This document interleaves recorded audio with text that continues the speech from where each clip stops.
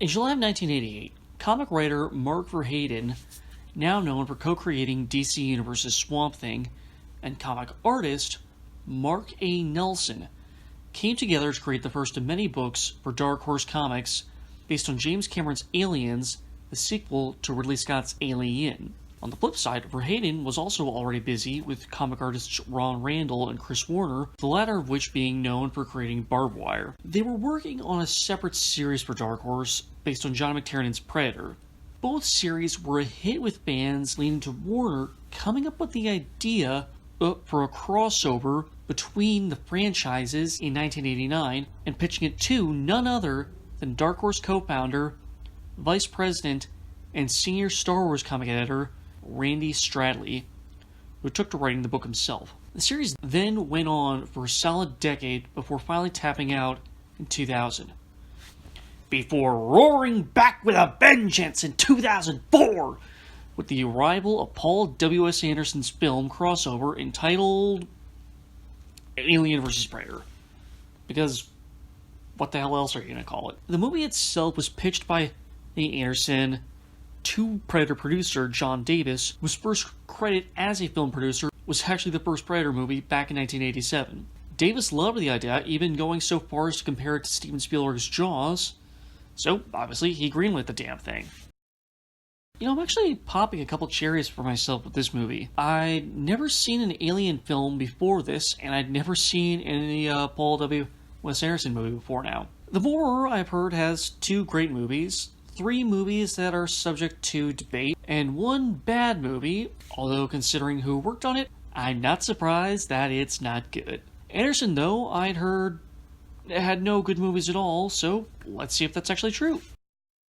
Our story focuses on an expeditionary mission in Antarctica led by a billionaire named Charles Bishop Wayland and guided by a woman named Lex Woods. Wayland recently discovered, via satellite imagery, that there may be ruins of a forgotten civilization with elements of Egyptian, Honduran, and Aztec cultures and their architecture. This incredible discovery is eventually revealed to be the product of the Predators, who would send their young hunters once every 100 years to earn their stripes by testing their mettle against the ultimate beast, Xenomorphs. 3 hunters and an expeditionary team of 10 entered the ruins. Only Lex and 1 Predator walked out, and only Lex survives the entire ordeal, with her extraterrestrial ally being mortally wounded by a Xenomorph queen, before the creature itself is struck down by the human and her ingenuity. The final Predator is then picked up by his clan with their chief, recognizing Lex as a fellow warrior and gifting her his spear.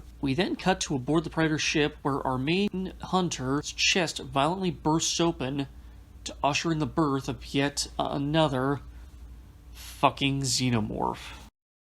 This movie is not as bad as you've heard. If you love the Alien series, then based on my understanding of that series, I can fully understand why you'd hate it. It's probably not a great Alien movie, but it's a kick-ass Predator movie in my book. My only quibble is the actual setup for the AVP fight. The Predators may want the strongest prey, but hunting Xenomorphs is a really stupid idea. They have acidic blood, so most of your tech is going to be destroyed if you wound it. And if it attacks you, there's a 50-50 chance it won't kill you on the spot. It'll put its eggs inside you, and then when the eggs hatch, the baby Xenomorph will scratch its way out of you, which will then kill you. Which is exactly what happens at the end of this damn movie! But then again, if you really want to put the Predator in a cage match with the Xenomorph, there are way worse ways to do it, like the god-awful sequel. But as far as the good goes, there's plenty of it. Lance Henriksen, who previously appeared as the android Bishop in the second and third Alien films, plays Wayland, but I personally know him best for voicing Jedi Master Nostaral in the Star Wars The Old Republic timeline trailers, and also voicing the ape Kerchak from Disney's Tarzan. Henriksen does an excellent job as an old man who just wants one last thing to be remembered by, because even if he's absurdly wealthy, when he kicks the bucket, all that's really going to happen is that his company's stock is going to drop 10, maybe 15 points. It's his only chance left to be remembered for something important. And Sana Lathan, who I actually talked about without realizing it back when I reviewed Blade, does a really great job as Lex. Like Mike from Predator 2, Lex is not a professional soldier, and unlike even him, she has no serious combat experience. If you picked a fight with her, you probably lose, but kicking ass is not in her job description. She's a travel guide. You call her up when you want to make your way through the Amazon rainforest or the Sahara Desert without dying from dysentery or dehydration. You don't call her when you want to stop a horde of alien monsters. And yet, here she is. And she somehow managed to make her way out without getting killed or impregnated with an alien monster baby that will just kill her in 20 minutes. And beyond that, I like how seriously Lex takes her job. When Wayland wants to take the team onto the ice, immediately, with no prep for anyone, Lex refuses to participate until she realizes he'll just bring in someone else with less experience than her and have them bring the team out onto the ice instead. And she figures, better her than someone who won't know what they're doing. The rest of the cast is pretty solid too. You have Ewan Bremer, who played Charlie, the Scottish sniper from Wonder Woman, as a scientist named Graham Miller, who spends most of his time taking pictures for his kids back home. At one point, the poor guy and another member of the team get captured by the Xenomorphs. Both men are stuck in a kind of web, and the other guy can't free his arms or his hands, but has a gun hanging off his shoulder. Meanwhile, Ewan can move his hand, but can only barely reach his friend's weapon, and he's reaching for it as a face hugger is hatching from a xenomorph egg. It's a really great, really tense sequence, but what I also like about it is that not only does he fight for his life, he also fights for the life of his comrades. And on top of that, when he actually does pop a cap in the ass of the face hugger, he notices that there's still more eggs in the chamber he's trapped in. And so the meek scientist buckles down and opens fire on the other eggs. He still dies, but he doesn't go down quietly. He raged against the dying light. We also have Maxwell Stafford, Wayland's chief of security and personal assistant, played by Colin Salmon.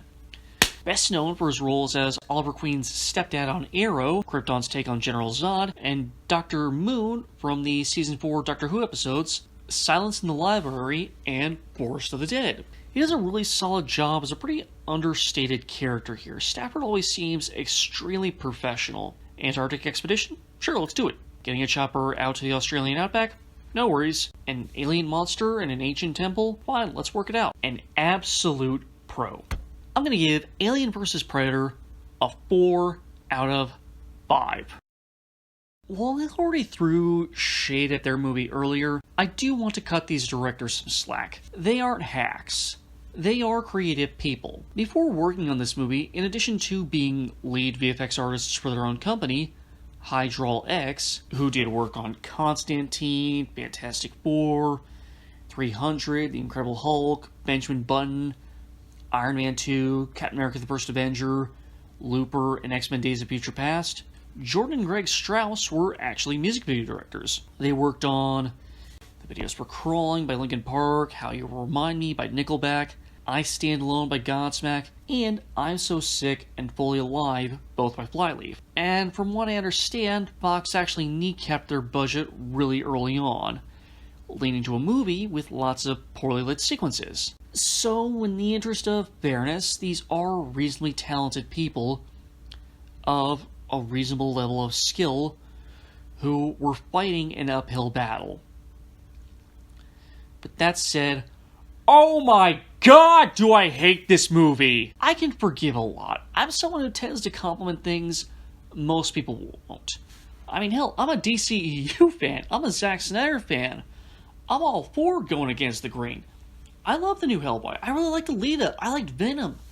I like the new Death Wish movie. And fuck, I praise Predator 2. That's one of my favorite Predator movies. That is my favorite Predator movie. But there are certain movies that deserve to have a poor reputation with fans and critics. Every 2 minutes I was annoyed by this movie, and then halfway through it went somewhere that I found to be downright disgusting. The basic plot is this. The first AVP movie ended on board a Predator ship with a baby xenomorph bursting from the chest of the main Predator's dead body. Naturally, after that happens, in this movie, that Xenomorph gets real big, real fast, causes havoc on board the ship, which then crashes in the woods outside a small town in Colorado. A few more facehuggers get loose, and they latch on to a hunter and his 8-year-old son, who of course then die painfully. Meanwhile, out in the dark, amongst the stars, another predator sees all this happen from security footage on board the ship and decides he needs to fix this mess. Alone. We then move back into the life of small town America to find a story of teen love. Aww. We cut back and forth between the action of the predator hunting the aliens and the lovebirds, as well as the older brother of one of those lovebirds, a U.S. soldier on leave, reconnecting with her husband and daughter, and the local sheriff, until all these stories converge, with the sheriff being instructed by the army to usher the local population to the center of town, where it'll be safe enough for an airlift evacuation. While the rest of the cast braves the local hospital that is now infested with the Xenomorphs, because those little fuckers have been busy, it's quickly revealed that the government actually lied and dropped a nuclear missile on the town, killing everyone, including the Predator and all the Xenomorphs. But not the soldier, her daughter, and the two brothers, who made it past all the monsters and board the hospital's rescue copter. Not the younger brother's girlfriend or the soldier's husband, though, because you can't have two adult women or any happy couples walk out alive in a movie like this. The 4 remaining characters are then picked up outside the blast zone by the army and are then escorted to safety. And that's the game! While watching this movie, at a certain point, I was prepared to put it at a 2 out of 5. Then I watched the Alien Predator hybrid look out into the viewing room for newborn babies, and it dropped down. Then I watched it plant their eggs inside a pregnant woman whose water just broke, and it dropped down even further. Many people argue whether it's better to see something just dull or see something unpleasant. Personally, I argue for boredom. Because if I eat a flavorless meal, I'll at least walk away none the worse for wear. But if I eat something that tastes just awful, I'll end up throwing up. Which is very, very unpleasant. I understand that the Alien series is in large part a horror franchise, and while horror isn't always my cup of tea, I can go with a good horror film. I like some of the Halloween films, I enjoyed Zack Snyder's Dawn of the Dead remake, and I would easily call Get Out a fucking masterpiece. But there are certain lines that in my book, you don't ever cross. And my main rule is, be as violent as you like. Come up with the most twisted imagery you can think of, and make it work. Don't ever be disgusting for its own sake. And for me, nothing crosses that line harder than the scene with the pred alien and the pregnant woman. For comparison's sake, let's actually bring this back to Dawn of the Dead, because there's actually a similar scene early on in that movie. When the main characters first arrive inside the shopping mall, which is the setting for most of the movie, they're attacked by a horde of zombies. And one character, Luda, is actually bitten by a zombie, and Luda is actually very pregnant. But we already knew Luda before she was bitten, and had more scenes with her after the fact, before Luda wasn't really Luda anymore, which makes her a more tragic character, and moreover, her being bitten was tense because the zombie only barely broke her skin. If you're new to the genre, you may wonder, does that count? If so, will it hurt the baby? And it's just plain less hard to watch because Luda is ultimately rescued in the moment, / for the moment, when the zombie is knocked off of her by Officer Ken, who smacks it with the butt of his shotgun. On the flip side, this sequence is the only time we ever meet this poor woman. And really, it only serves to make the Xenomorphs more of a villain Sue in this movie, and pad out the body count, which is really not necessary. It just isn't. I'm not sure if you can really judge a movie on the basis of one really awful scene, but thankfully they don't have to because the rest of the movie has the dullest cast of characters I've ever seen. Why focus solely on the Predator tracking aliens when you can split focus between that and some boring, plain high school dude trying to get with the boring, hot high school girl? That sounds bad. Or hell, you really want to focus on the domesticity and the Predator stuff? Why not focus more on the army mom who now has to adjust to civilian life but is now forced to be a soldier all over again? Or maybe focus on the relationship between the boring high school dude and his brother who just got out of prison, or more on the older brother and the sheriff's relationship, since they actually used to be good friends. These are all here, but none of them are anywhere near as well developed as they could be because they're all here. There's no time because the movie is only 94 minutes long. And on top of that, whenever there is any Alien vs. Predator action to be seen, it's pretty hard to see, is lit about as well as the dark side of the moon. But the most annoying thing of all for me is the actions of the actual Predator. The directors claim that this dude is all about business. He's not here for the hunt. He's just here to stop the Xenomorphs from getting out of the hand. He's nicknamed Wolf by the production because he's inspired by the Wolf, the Harvey Keitel character from Pulp Fiction, which is all really cool. So how come when the policeman shoots at him, he skins him alive like any other predator that's on the hunt? How come he doesn't calmly make an attempt to communicate with the humans in his own way, that he's not here to hurt anyone, he just wants to take down the threat to his people's favorite hunting ground, and subsequently, pretty much all the humans. When they meet, the predator and the humans are always tripping over each other, when instead they could be cooperating, which was a precedent set with the entire last half of the first Alien vs. Predator movie. What the hell, guys? What the hell? I'm gonna give Aliens vs. Predator Requiem a 0.5 out of 5. And that 0.5 is just for the Alien and Predator costumes. They look really good in this movie. They really do. I wish these costumes were in a better movie. Is it worth it to buy a 2-disc DVD combo pack for these movies? If it's $5 to $10, maybe. If it's a 4K Ultra HD pack for $30, fuck no! Well, I would call the Predator watchable enough if you have a higher tolerance for MCU humor than I do. I would not say so for Aliens vs. Predator Requiem. Unless you really like 80s slasher movies, where most of the kills aren't especially creative or exciting, and don't have any real point to them, go for it. Kudos. Enjoy the movie. But for everyone else, buy the first movie, and only the first movie. Nothing else. I'm going to give the Alien vs. Predator duology a 2 out of 5. If you can watch movie number 1, watch movie number 1. If you can watch movie number 2, watch movie number 1 again. That is my recommendation. That is it. Thank you as always for watching. I hope you've enjoyed this review. I apologize if I got a little hot under the collar here. Actually, no, I'm apologizing that I got very hot under the collar here. I really don't like one of these movies. But if you liked this video, and I sincerely hope you did, well, like the video, leave a comment, and subscribe to my channel. And maybe share this video with your friends. You'll be giving me a much-needed self-confidence boost when you do so. And if you liked what I said here, also check out my previous videos where I broke down my thoughts on the Predator series proper, and maybe here are my thoughts on some of your favorite comic book movies like Watchmen, Man of Steel, Batman v Superman, Justice League, Black Panther, Deadpool 2, Venom, Blade, Sam Raimi's Spider-Man, Alita Battle Angel, Suicide Squad, Wonder Woman, Neil Marshall's Hellboy, Shazam, Aquaman, and Avengers Infinity War.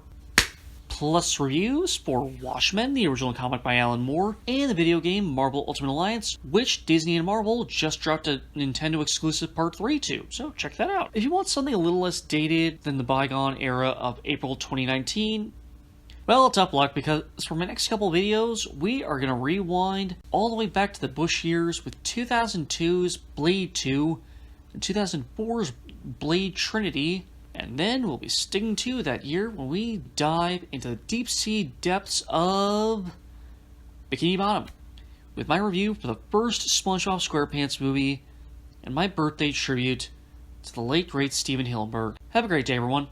Woodstock, out.